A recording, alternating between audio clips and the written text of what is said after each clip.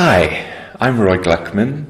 I'm sending you this little video from my little study here in Johannesburg, South Africa. So thank you for landing on this page and for clicking on this video.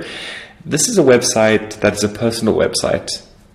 The work that I do, the work of equality, diversity, and inclusion. And maybe you're like, what does this white boy possibly know about diversity and inclusion, to be different, to be excluded? And it's a really fantastic point, and one that even I have to grapple with.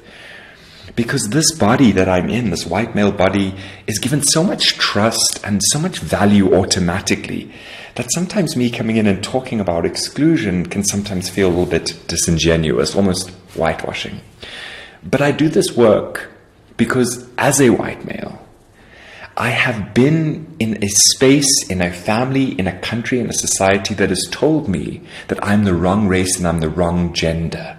That being a white male is now under attack. That there's affirmative action legislation all over the world and all these movements that are there to make me the bad person. And I, as a young person, have had internalized this. That the world is now against me. And it was only through a series of really important moments that showed me that actually, Roy, no, your body is still privileged, right? I still have so much opportunity, and I had to uproot all of those inherited perceptions that I was now the wrong race and wrong gender. And for me, I've come to learn that really part of what my body is enabled to do is to repurpose my privilege, to open up conversations, tough conversations, conversations that skirt that line of discomfort and say, let's just look at this. Let's look at race. Let's look at exclusion. Let's look at inclusion. Let's look at trust. Let's look at gender. Let's just look at it and ask a question, because really I do believe all of us as human beings want to have the social cohesion within our communities, but sometimes we struggle to access it.